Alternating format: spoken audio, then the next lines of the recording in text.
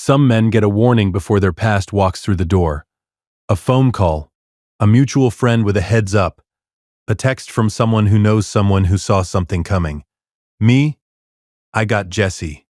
Jesse Hartley, my floor manager, 29 years old, 3 years with me, the kind of person who can read a room the way a ship captain reads weather. Came through the kitchen doors at 6:40 p.m. on a Wednesday in September, with her clipboard pressed flat against her chest and the expression of someone who has just watched a car accident and is trying to decide how to describe it.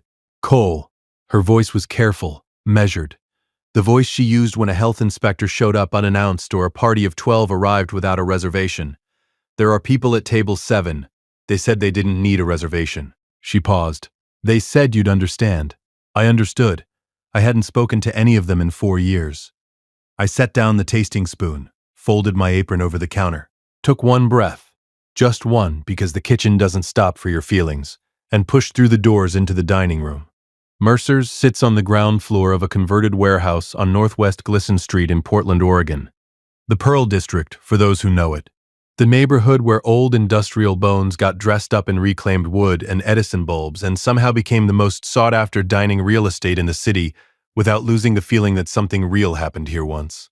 I opened 8 years ago with $180,000, a line cook with 12 years of experience, and the specific kind of certainty that only people who have never actually run a restaurant possess going in. The certainty that if the food was good enough, if the space was honest enough, if I showed up every single day and gave it everything, the rest would follow. It followed, eventually, after 2 years of 7-day weeks. After one winter where I personally showed up at 5 a.m. 6 days a week because I couldn't afford 2 openers. After the Oregonian gave us the review that changed everything. Mercer's is the kind of restaurant Portland needed to remember it had. And after the James Beard nomination that I didn't win but that sat on the wall anyway because the nomination alone made the reservation line ring for 3 months straight. The name above the door was mine, the brass lettering, hand-cut, installed on a Friday afternoon by a sign maker named Pete, who charged too much and was worth every penny. Said Mercer's in letters that caught the evening light in a way that still made me stop and look every single time I came through the door. Mine. Built by me. From nothing. Which is exactly why what Deidre was about to do was so spectacularly, impressively wrong. She was at table 7, my best table. Corner window, view of the street, the light in the evening hitting it just right. She hadn't asked for it. She had simply sat there, the specific entitlement of a woman who assumes that any room she enters has been arranged for her arrival. Beside her was Bryce, my son, 24 years old. Deidre's eyes, my jaw, and somewhere in the combination and expression I had last seen on a teenager who had never once been told that the world didn't orbit him specifically. He'd grown a beard since I'd last seen him. It didn't help. Across from them, and this was the detail that told me everything about how the evening was going to go, was a man I didn't recognize. Mid-50s, dark suit, the specific posture of someone who bills by the hour and wants you to know it. An attorney. They brought an attorney to my restaurant, to my best table, without a reservation. Deidre looked up when she saw me walking across the dining room. She did the thing she always did when she wanted to appear warmer than she was. The slight softening around the eyes, the almost smile that said we're still reasonable people, you and I, and said, Cole, thank you for coming out. Thank you for coming out. Like I was a guest. In my own restaurant, you have about 20 minutes before this floor fills up. My voice came out. Even and level. Whatever this is, say it fast. The attorney opened his briefcase, produced a document, professionally bound, tabbed, the kind of paperwork that costs more than most people's car payments to prepare, and slid it across the white tablecloth. Bryce leaned back in his chair with his arms crossed. He learned that from his mother. 15%, Deidre said, of Mercer's, transferred to Bryce's name as a silent partnership stake. You signed tonight. We're done. I looked at the document without touching it. Then I looked at Deidre. Then at Bryce. Then at the attorney, who had the carefully neutral expression of a man being paid enough to not have opinions. You drove up from Sacramento, my voice came out, hired an attorney, had documents prepared, and showed up at my restaurant on a Wednesday night without calling. We knew you wouldn't take our calls. There's a reason for that. Cole. Deidre's voice shifted into the register I remembered from every difficult conversation we'd ever had. patient, slightly sad, the tone of someone who has decided they're the reasonable one and will perform that decision until you agree. Bryce made some mistakes. He needs your help. You have this. She gestured at the room, the vaulted ceiling, the gleaming bar, the staff in their neat black aprons. You have all of this. He has nothing. I thought about the 4 years, the 31 calls I had made before I stopped making them, the Christmas I spent in my apartment above the restaurant eating leftover family meal with Nora because neither of us had anywhere else to be and we decided that was fine. The 2 years I spent quietly paying off a debt they didn't know I knew about. What did Bryce do? My voice came out. Bryce shifted in his chair, first time he'd moved since I walked up. Investment deal, Deidre said, a property development partnership in Phoenix. The partner turned out to be, there were issues. Bryce lost everything he'd put in, and the investors are pursuing him personally now. How much? The number they're looking at is around $180,000. I kept my face still. $180,000. The exact amount I had opened this restaurant with. The amount I had spent 8 years turning into something real. The amount Bryce had apparently lost in a Phoenix real estate deal that had issues. A 15% stake gives him collateral, Deidre continued. Something to show his investors. It buys him time to negotiate. And if the investors come after the stake, that won't happen. You don't know that. Cole, you're asking me, my voice came out, quiet and precise, to put a lien risk on my restaurant for a bad investment that your son made.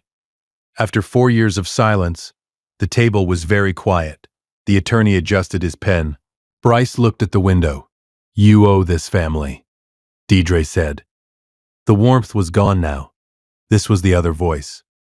The one underneath. I know your landlord, Marcus Reed, has been a client of my firm for 6 years. One conversation, and I can make your lease renewal very uncomfortable. There it was. The threat underneath the smile, the reason they'd driven 400 miles on a Wednesday. I looked at her for a long moment. Then, give me until end of service. 10 o'clock. I'll come back to this table. Deidre settled back, satisfied the way she always looked when she thought she'd won. That's all we're asking, she said. I walked back to the kitchen. I did not panic. I want to be clear about that.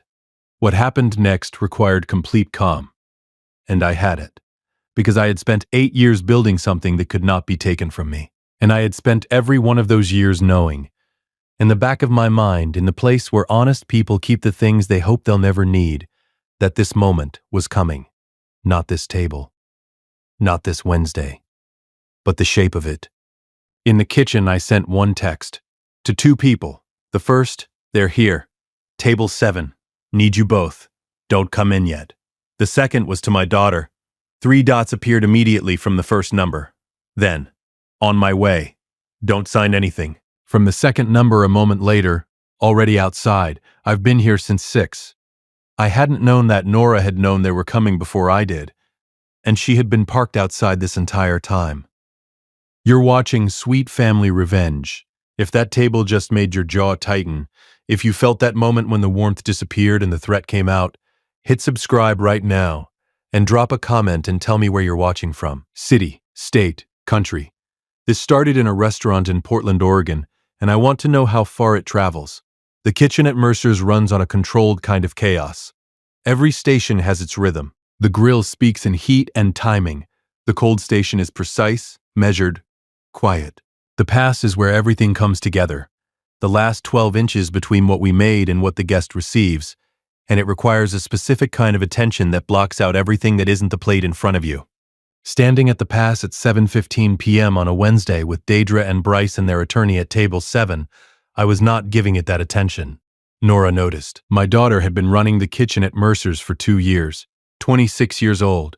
She had my hands, broad, quick, built for this work, and her grandmother's patience, which was the more important inheritance. She had been my sous chef before that, my line cook before that, and before that she had spent 3 summers during college driving up from Eugene on weekends to help me paint walls and install shelving and haul equipment because she believed in what I was building before I was certain I believed in it myself.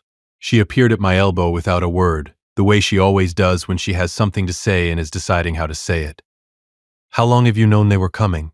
My voice came out, low enough for the pass. 2 days. Bryce texted me. He thought I'd...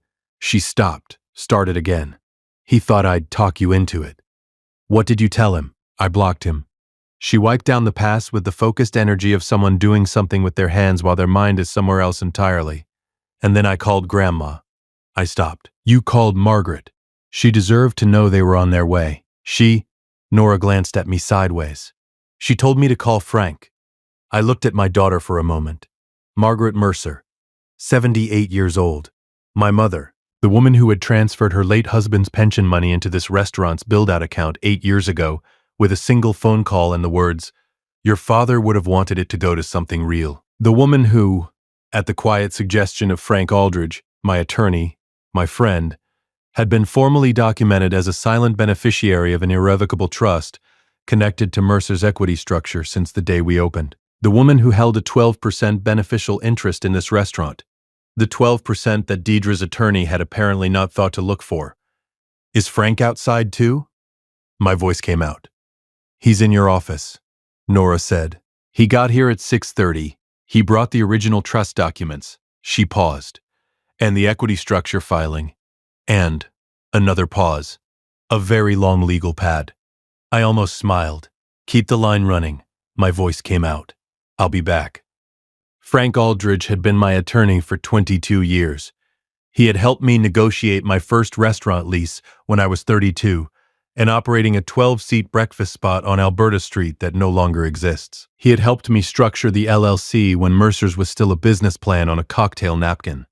He had suggested the irrevocable trust in the early days of the restaurant, quietly, without pressure, because he understood that the people who show up when you're building something are not always the same people who appear when you've built it. He was 64 years old, silver-haired, and had the specific posture of someone who had spent 3 decades in rooms where the most important thing was to be the calmest person present. He was sitting at my desk when I came in, a legal pad in front of him covered in handwriting, 2 folders open beside it, and a cup of the kitchen's coffee that someone, Nora, undoubtedly, had thought to bring him. He looked up when I closed the office door. Your ex-wife's attorney, he said without preamble, is a civil litigator out of Sacramento named Patrick Hale, mid-level firm, good reputation for contract work. He prepared the equity transfer document. He tapped the legal pad. The document is technically competent. The problem is what it assumes, which is that you are the sole owner of Mercer's Restaurant LLC. Frank opened the top folder. You're not. You haven't been since 2016. The irrevocable trust gives your mother a 12% beneficial interest. That interest is protective. It cannot be diluted, transferred, or encumbered without Margaret's written consent. He looked at me steadily. Hale didn't pull the trust filing. Either he didn't know to look for it, or didn't think it existed, or Deidre didn't tell him it might. That's possible, Frank said. More likely he did a standard LLC ownership search, saw your name as the managing member, and stopped there. It's a common oversight with older trust structures that predate the current database integration. I sat down across from him. What does it mean for the document they brought? It means the document is unenforceable as written. He said it the way you say something that should be obvious. You cannot transfer 15% of an entity in which 12% of the equity is held under protective trust without the trust beneficiary's consent. The math doesn't work. 15% of 88% available equity is technically possible, but the transfer would trigger the trust's protective provisions, which require Margaret's written authorization. Has anyone called Margaret? Nora did. About 20 minutes ago. Frank set down his pen. Margaret said, and I'm quoting directly because I was on the line, absolutely not, and tell Deidre I said hello. I sat with that for a moment. My 78-year-old mother, who had been woken up on a Wednesday evening, and whose first instinct was to protect something she'd put her late husband's money into 8 years ago, and whose second instinct was to send a message. There's something else, Frank said. He opened the second folder. You mentioned Deidre threatened your landlord, Marcus Reed. She said he's been a client of her firm for 6 years. He has. Frank looked at me. He's also been my racquetball partner for 11 years. I called him at 6:45.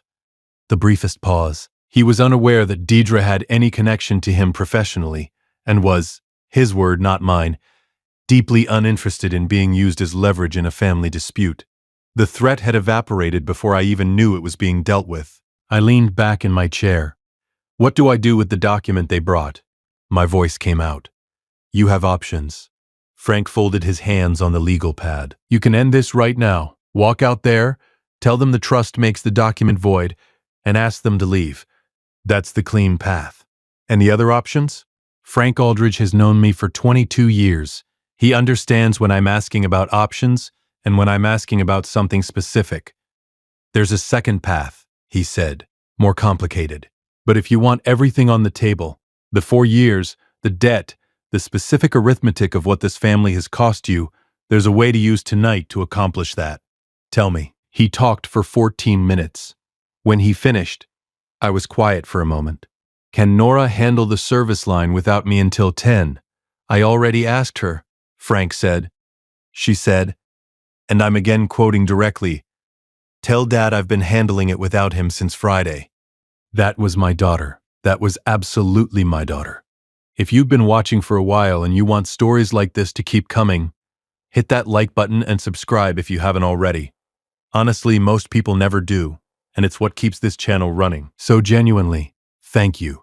And drop a comment below. Tell me where you're watching from right now.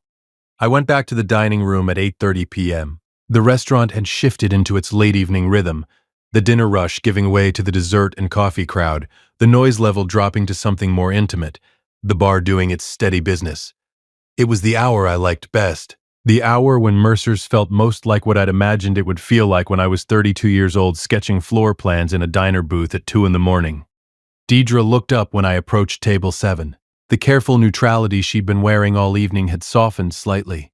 The wine helping, the weight helping, the assumption that a man returning to a table has already made his decision and it's the decision you wanted. She had always been good at reading people.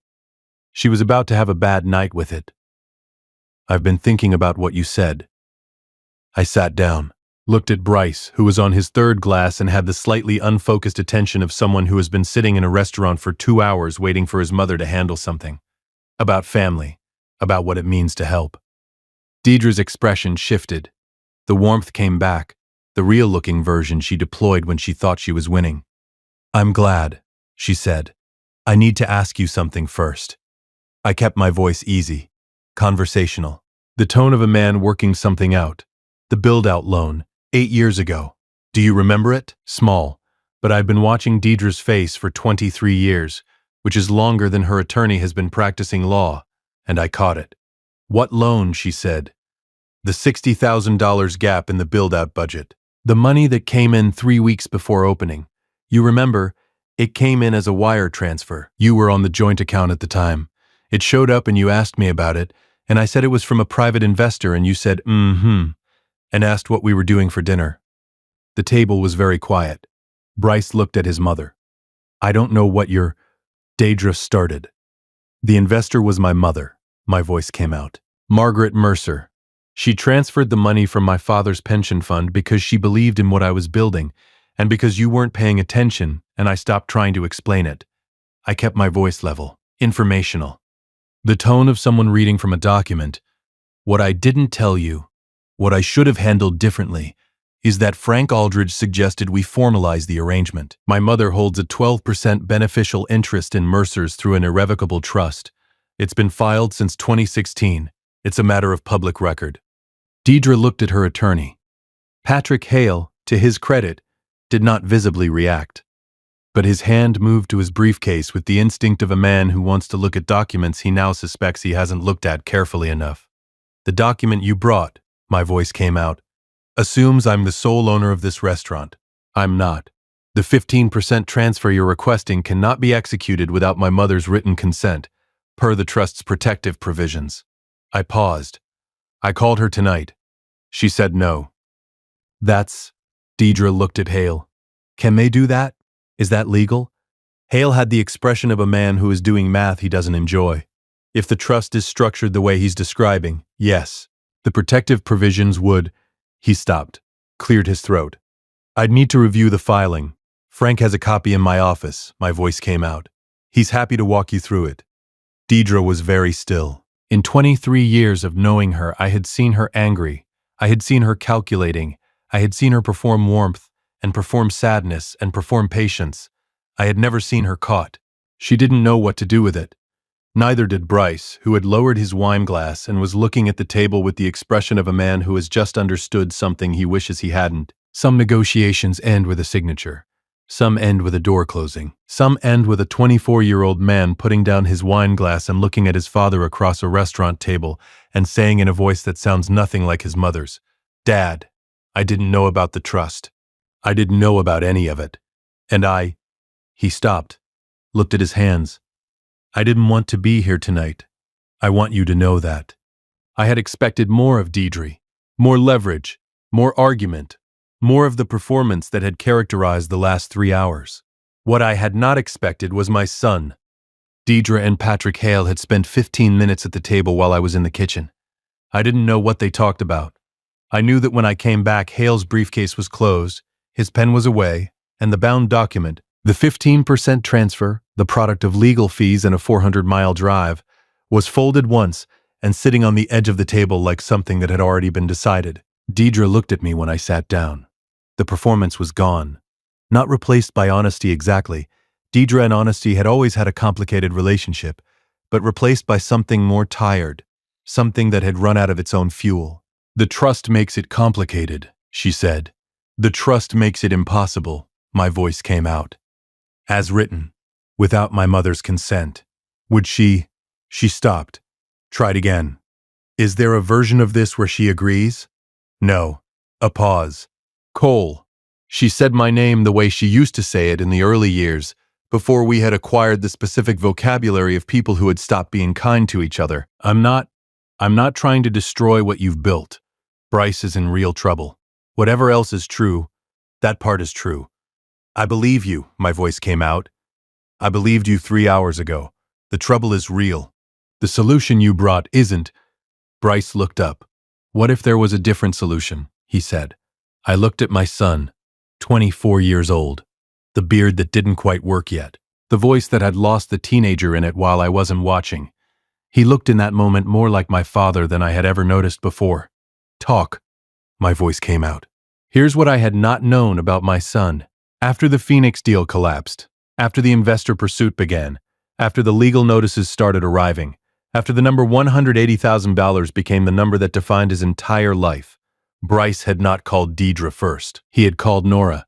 She told me this later, standing at the pass during the final push of service, her voice carefully neutral in the way it gets when she's telling me something that matters and doesn't want to editorialize. "He called me about 3 months ago," she said. He wasn't doing well. He asked if I thought you'd talk to him." "What did you tell him?" "I told him I didn't know. That 4 years was a long time and you hadn't been the one who stopped calling." She paused. "Then I told him if he ever wanted to actually be part of something real, he should show up and work for it, not ask for it. And he said he would think about it." She picked up 2 plates for the pass. "And then 3 weeks later, Mom called him and told him about her plan. And he didn't know how to say no to her." She glanced at me. "He's not her dad. He doesn't know how to be separate from her yet. He's 24. I sat with that. 24 years old. 3 months of quiet calls to his sister, and then a mother with a plan and a 400-mile drive and a document he hadn't wanted to be part of. At the table, Bryce talked for 12 minutes. Not to his mother. To me. The Phoenix deal.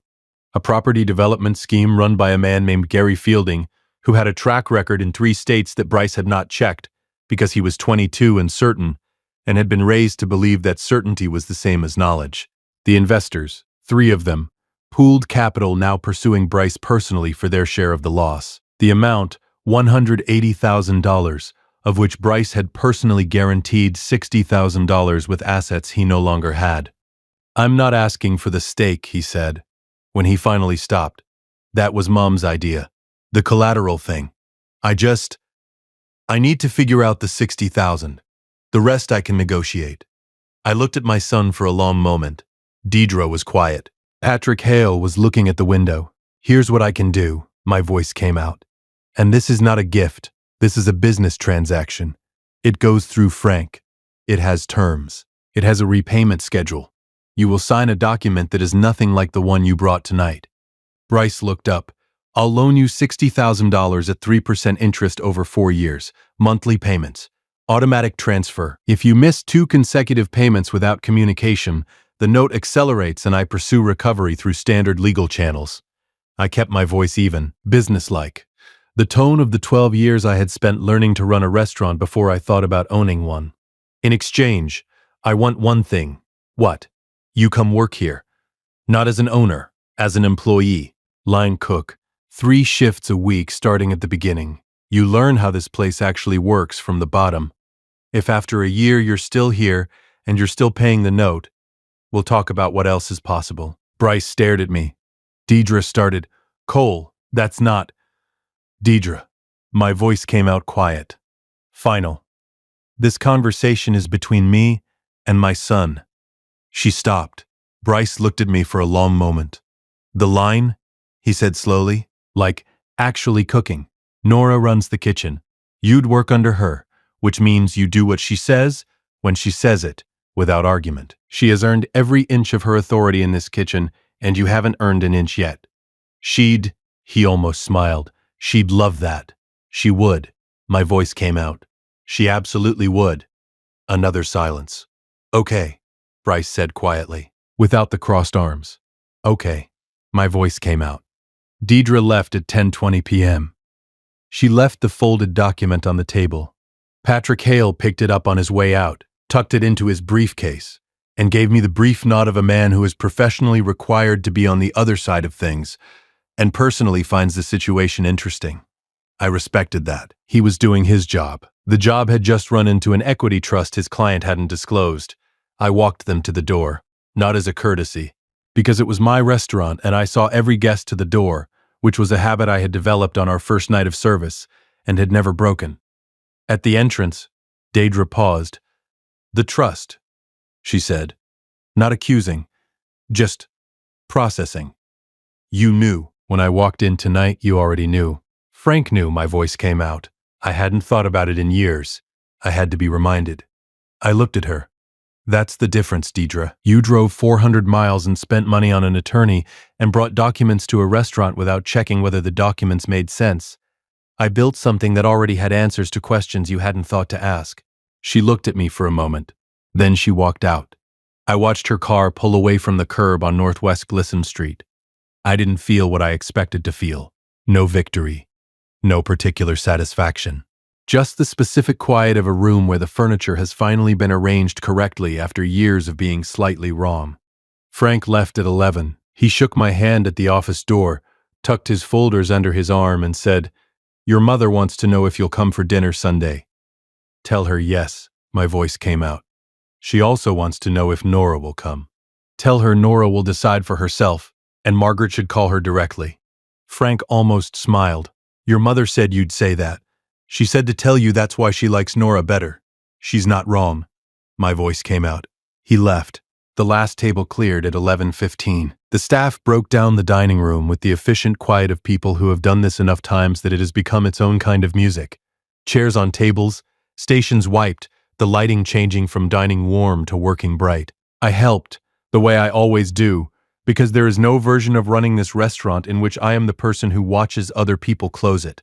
Bryce was in the kitchen. He had come back from the table at 10:30 and asked Nora if he could help with breakdown. She had looked at him for a long moment, with the specific assessment of someone deciding whether a thing is worth their time, and then handed him a bus tub and pointed at the shelving. He had not complained. He had not looked for approval. He had just started working. I stood at the pass and watched my son wash dishes in my restaurant at 11:30 on a Wednesday night and felt something I hadn't felt in 4 years. Something that didn't have a clean name. Something adjacent to hope. Nora found me at the pass at midnight when the last task was done. She was still in her chef's coat, flour on the left sleeve from the bread service. She made all our bread from scratch, which was her decision, and which I had agreed to because the bread was extraordinary, and because she was right about it. She stood beside me and we looked at the dining room together, empty, quiet, the reclaimed wood on the walls, the brass letters above the door catching the streetlight through the window. He's coming back Saturday, she said. First shift. I know. I'm going to work him hard. I know that too. She was quiet for a moment. Dad. Her voice shifted into the register she uses when she's about to say something she's been holding for a while. Grandma called me after Frank called her tonight, after she said no to Deidre. What did she say? She said. Nora stopped, thought about how to carry it. She said Dad's father always believed that the thing you build is only worth what it passes on, not what it earns, what it passes on. She looked at me. She said she didn't put money into a restaurant. She put money into you. A pause. And she wants to know if the trust can be amended to include Bryce. Eventually, if he earns it. I stood at the pass of my restaurant at midnight on a Wednesday. 8 years of 6 in the morning starts, and 7-day weeks in the specific labor of believing in something before it believed back. My daughter beside me. My son washing dishes in the kitchen. My mother on the phone at 78 years old protecting something her late husband's money had helped build. And Deidre's document, folded once, already in Patrick Hale's briefcase on its way back to Sacramento. Tell her yes, my voice came out. Tell her absolutely yes. Nora nodded. Then she went back to the kitchen to check on her brother. I stood at the pass alone for a moment, looked at the brass letters above the door. Mercer's. My name. My place. Ours now. That felt right. If you liked this story, join our community by hitting that like button and subscribing for more real, raw, and family-centered stories.